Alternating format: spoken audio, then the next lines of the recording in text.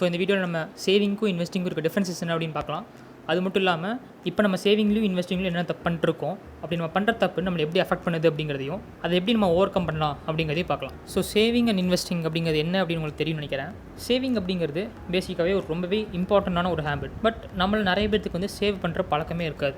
பணக்காரங்களுக்கும் middle class பீப்புளுக்கும் இருக்கிற most important difference என்ன அப்படின்னு பார்த்தோன்னா, நிறைய பேர் நினைக்கலாம் வந்து சோர்ஸ் ஆஃப் இன்கம், அவங்களுக்கு இன்கம் வந்து நிறையா ரொம்ப அதிகமாக இருக்குது அப்படின்னு நினைக்கலாம். பட் அதை விட ரொம்பவே இம்பார்ட்டண்டான ஒரு டிஃப்ரென்ஸ் என்னென்னு பார்த்தோன்னா மணி ஹேண்ட்லிங் கேப்பபிலிட்டி. அதாவது பணக்காரங்களுக்கு மணி எப்படி ஹேண்டில் பண்ணுறதுன்னு தெரியும், அது எப்படி மல்டிப்ளை பண்ணுறதுன்னு தெரியும். பட் மிடில் கிளாஸ் பீப்புளுக்கு அது சுத்தமாக தெரியாது. நமக்கு மணி ஹேண்ட்லிங் நாலேஜ் அப்படிங்கிறது எதுவுமே கிடையாது. இந்த மணி ஹேண்ட்லிங் அப்படிங்கிறதுல ஒரு மோஸ்ட் பேசிக் ஸ்டெப் அப்படிங்கிறது தான் சேவிங் மணி. அந்த மோஸ்ட் பேசிக் ஸ்டெப்பையே நம்ம பண்ணுறதில்ல. ஃபர்ஸ்ட் ஆஃப் ஆல் நீங்கள் மணி சேவ் பண்ணுறீங்களா? அப்படி சேவ் பண்ணுறீங்கன்னா உங்கள் இன்கமில் எவ்வளோ பர்சன்டேஜ் நீங்கள் சேவ் பண்ணுறீங்க? ஒரு பேசிக்கான ஃபேக்ட் என்னன்னா, உங்கள் இன்கமில் 20% 50% ஆஃப் மணி வந்து நீங்கள் மந்த்லி சேவ் பண்ணணும். பேஸ்ட் ஆன் எக்ஸ்பென்சஸ், உங்களுக்கு எவ்வளோ செலவு இருக்குது அப்படிங்கிறத பொறுத்து 20% 50% ஆஃப் இன்கம் வந்து சேவ் பண்ணணும். பட் நீங்கள் சொல்லலாம், வர இன்கம் எல்லாமே எக்ஸ்பென்சஸ்க்கே சரியாக இருக்குது, சேவ் பண்ணுறதுக்கு மிச்சம் எந்த மணியுமே இல்லை அப்படின்னு நீங்கள் சொல்லலாம். பட் ஃபேக்ட் என்ன அப்படின்னு பார்த்தோன்னா, நம்ம எல்லாருமே நமக்கு தெரியாமலே தேவையில்லாத எக்ஸ்பென்சஸ் நிறையவே பண்ணுவோம். ஸோ நம்ம எந்தெந்த இடத்துல எவ்வளோ செலவு பண்ணுறோம் அப்படின்னு நமக்கு தெரிஞ்சாலே போதும். அன்னெசரி எக்ஸ்பென்சஸ் எல்லாமே கட் பண்ணி நம்ம ஈஸியாகவே மணி சேவ் பண்ணலாம். ஓகே ஃபைன், இதுக்கப்புறம் எல்லாருமே மணி சேவ் பண்ண போகிறீங்க அப்படின்னா கிரேட். ஆனால் அந்த இடத்துல நம்ம தப்பு பண்ணிருக்கோம். சேவ் பண்ணாமல் இருக்கிறத விட சேவ் பண்ணுறது வந்து ஒரு பெட்டரான விஷயம் தான். ஆனால் சேவ் பண்ணுறதோட பெட்டரான விஷயம் என்ன அப்படின்னு பார்த்தோன்னா இன்வெஸ்ட் பண்ணுறது. Don't save to save, save to invest. சும்மா மணியை வந்து சேவ் பண்ணணும் அப்படிங்கிறதுக்காக சேவ் பண்ண வேண்டாம், இன்வெஸ்ட் பண்ணணும் அப்படிங்கிறதுக்காக சேவ் பண்ண ஆரம்பிங்க. ஓகே, பட் எதில் இன்வெஸ்ட் பண்ணுறது அப்படின்னு ஒரு கேள்வி எல்லாத்துக்குமே இருக்கும். இன்வெஸ்ட் பண்ணுறதுக்கு ஆக்சுவலி நிறைய ஆப்ஷன்ஸ் இருக்குது. நீங்கள் கிரிப்டோ கரன்சிஸில் இன்வெஸ்ட் பண்ணலாம், இல்லை ஸ்டாக்ஸில் இன்வெஸ்ட் பண்ணலாம், ஷேரில் இன்வெஸ்ட் பண்ணலாம், கமாடிட்டி, ஈக்விட்டிஸ், ரியல் எஸ்டேட், இது மாதிரி இன்வெஸ்ட் பண்ணுறதுக்கு நிறைய விஷயம் இருக்குது. உங்களுக்கு எது செட் ஆகுது அப்படின்னு நீங்கள் பாருங்கள். எப்போவுமே வந்து இந்த எல்லா விஷயத்தை பற்றின ஒரு பேசிக்கான நாலேஜ் வந்து தெரிஞ்சுக்கோங்க. அதுக்கப்புறம் நீங்கள் இன்வெஸ்ட் பண்ணுங்கள். ஸோ இன்வெஸ்டிங் அப்படிங்கிறதோட ஒரு மெயின் ஆப்ஜெக்டிவ் என்ன அப்படின்னு பார்த்தோன்னா அசட்ஸை கெயின் பண்ணுறது. ஸோ அசட்ஸ் அண்ட் லைபிலிட்டிஸ் அப்படின்னு ரெண்டு விஷயம் இருக்குது. அசட்ஸ் அப்படிங்கிறது என்னன்னா, ஒரு விஷயத்தில் நீங்கள் மணி ஸ்பெண்ட் பண்ணி அந்த விஷயம் வந்து உங்களுக்கு திருப்பி ஒரு இன்கம் கொடுத்துச்சுன்னா அது வந்து ஒரு அசட். லைபிலிட்டி அப்படிங்கிறது என்னன்னா, நீங்கள் ஒரு விஷயத்தில் மணி ஸ்பெண்ட் பண்ணுறீங்க, அது நீங்கள் ஜஸ்ட் யூஸ் பண்ண மட்டும் தான் முடியும், அது உங்களுக்கு திருப்பி இந்த இன்கம் தராது அப்படின்னா அது ஒரு லைபிலிட்டி. அசட்ஸ் அப்படிங்கிறது நீங்கள் ஒரு லேண்ட் வாங்கிப்பீங்கன்னா ஒரு அசட், நீங்கள் கோல்டு வாங்கினீங்கன்னா ஒரு அசட். லைபிலிட்டி அப்படிங்கிறது நீங்கள் வாங்குற ஃபோனாக இருக்கலாம், இல்லை காராக இருக்கலாம், இது எல்லாமே லைபிலிட்டிஸ். நீங்கள் வந்து லைபிலிட்டிஸில் மணியை ஸ்பெண்ட் பண்ணுறது கம்மி பண்ணணும். ஃபார் எக்ஸாம்பிள், ஒரு 4 to 5 months முன்னாடி நீங்கள் ஒரு ஃபோன் வாங்குறீங்க ஒர்த் 1 lakh. 4 monthsக்கு அப்புறம் இப்போது அதோட ஒர்த் அதோட கம்மியாக தான் இருக்கும், அது ஒரு லைபிலிட்டி.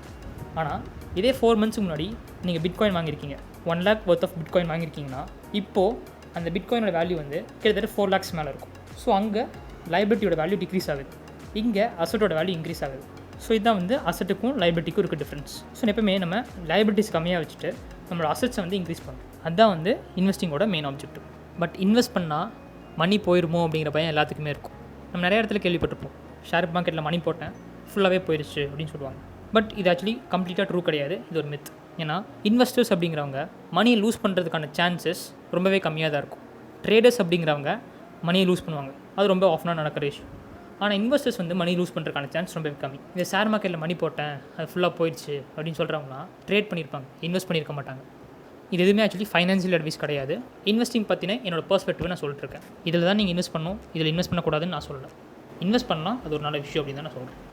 உங்களுக்கு இன்வெஸ்டிங் பற்றின எந்த நாலேஜுமே இல்லைனாலும் நீங்கள் இன்வெஸ்ட் பண்ணிங்கன்னா உங்களுக்கு எந்த மாதிரி ரிட்டர்ன்ஸ் இருக்கும் அப்படிங்கிறத நான் உங்களுக்கு சொல்கிறேன். ஒரு எக்ஸாம்பிளுக்காக உங்கள்கிட்ட ஒரு 10 lakhs இருக்குது அப்படின்னு வச்சுப்போம்.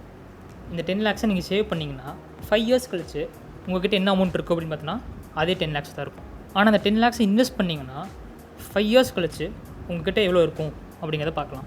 ஸோ இப்போ நீங்கள் வந்து 10 lakhs அப்படிங்கிற அமௌண்ட்டை வந்து அமேசான் கம்பெனியோட ஷேரில் வந்து இன்வெஸ்ட் பண்ணியிருக்கீங்கன்னு வச்சுக்கலாம். ஸோ இப்போ நீங்கள் இன்றைக்கி இன்வெஸ்ட் பண்ணுறீங்கன்னா ஃபார் த நெக்ஸ்ட் 5 years நீங்கள் அதை ஒன்றுமே பண்ண வேண்டாம், நீங்கள் வாங்கி சும்மா வச்சா போதும், அவ்வளோதான். At the end of 5 years உங்கள்கிட்ட எவ்வளோ அமௌண்ட் இருக்கும் அப்படின்னு பார்த்தோன்னா மினிமம் ஆஃப் 16 lakhs இருக்கும். ஸோ இந்த 16 lakhs அப்படிங்கும் போது உங்களுக்கான ப்ராஃபிட் எவ்வளோ அப்படின்னு பார்த்தீங்கன்னா 6 lakhs. இந்த 6 lakhs அப்படிங்கிறதுக்கு வந்து நீங்கள் வெயிட் பண்ண பீரியட் வந்து 5 years தான் இருந்தாலும் அந்த 5 years நீங்கள் எதுவுமே பண்ணல, ஜஸ்ட் நீங்கள் வாங்கி வச்சுருந்தீங்க, அவ்வளோதான். நீங்கள் நடுவில் வந்து எந்த வேலையுமே பண்ணல, இருந்தாலும் உங்களுக்கு 6 lakhs அப்படிங்கிற ஒரு ப்ராஃபிட் கிடச்சிருக்கு. இது எப்படி நடந்துச்சு அப்படின்னு பார்த்தோன்னா, எந்த ஒரு வெல் நோன் கம்பெனியோட ஷேராக இருந்தாலும் அதோட ப்ரைஸ் வந்து ஒரு வருஷத்தில் மினிமம் ஆஃப் ஒரு 10% இன்க்ரீஸ் ஆகும். அதை தான் நம்ம யூஸ் பண்ண போகிறோம். ஸோ ஃபர்ஸ்ட் இயரில் என்ன நடந்துச்சு அப்படின்னு பார்த்தோன்னா, நீங்கள் வந்து 10 lakhs ஒர்த் ஆஃப் ஸ்டாக்கை வாங்கியிருக்கீங்க. அந்த ஃபர்ஸ்ட் இயர் முடியும் போது உங்களுக்கு ஒரு 10% ப்ராஃபிட் கிடச்சிருக்கு, அதாவது 1 lakh rupees ப்ராஃபிட் கிடச்சிருக்கு. So at the end of first year உங்கள்கிட்ட 11 lakh rupees இருக்குது. ஸோ செகண்ட் இயர் அப்படின்னு பார்க்கும்போது அந்த 11 lakh rupeesல ஒரு 10% ப்ராஃபிட் அப்படின்னு பார்த்தோன்னா உங்கள்கிட்ட 12 lakhs and 10,000 rupees இருக்கும். ஸோ திருப்பியும் தேர்ட் இயரில் உங்கள்கிட்ட 12 lakh and 10,000 rupees இருக்கும். அதில் நம்ம ஒரு 10% ப்ராஃபிட் எடுப்போம். ஸோ இந்த மாதிரி 5 years ரிப்பீட் பண்ணும்போது உங்கள்கிட்ட மினிமம் ஆஃப் ஒரு 16 lakh rupees இருக்கும். ஸோ இது ஒன்றும் பெரிய விஷயம்லாம் இல்லை, நம்ம ஸ்கூலில் படித்த ஒரு விஷயம் தான். காம்பவுண்ட் இன்ட்ரெஸ்ட் அப்படின்னு ஒன்று படிச்சிருப்போம். அதுதான் இங்கே ஆக்சுவலி உங்களுக்கு யூஸ் ஆகுது. ஸோ ஓவரால் நீங்கள் பார்த்தீங்கன்னா நீங்கள் ஞாபகம் வச்சுக்க வேண்டியது 3 விஷயம் தான். First of all money save பண்ணுங்கள். செகண்ட், அப்படி சேவ் பண்ணுற மணியை இன்வெஸ்ட் பண்ணுங்கள். பட் எதில் இன்வெஸ்ட் பண்ணுறோம் அப்படிங்கிறத தெரிஞ்சுக்கிட்டு இன்வெஸ்ட் பண்ணுங்கள். அண்ட் தேர்ட், நீங்கள் இன்வெஸ்ட் பண்ண அசட்டை வந்து கொஞ்சம் வருஷம் ஹோல்ட் பண்ணுங்கள். இதுக்கு உங்களுக்கு எக்ஸ்பர்ட் லெவல் நாலேஜில் தேவையில்லை, இது ரொம்பவே சிம்பிளான விஷயம் தான். ஸோ இந்த வீடியோவில் வேல்யூ இருக்குது அப்படின்னு நீங்கள் நினச்சிங்கன்னா, உங்களுக்கு தெரிஞ்சவங்க யாராச்சும் இந்த விஷயம் தெரியணும் அப்படின்னு நீங்கள் நினச்சிங்கன்னா அவங்ககிட்ட இந்த வீடியோ ஷேர் பண்ணுங்கள். தேங்க்யூ.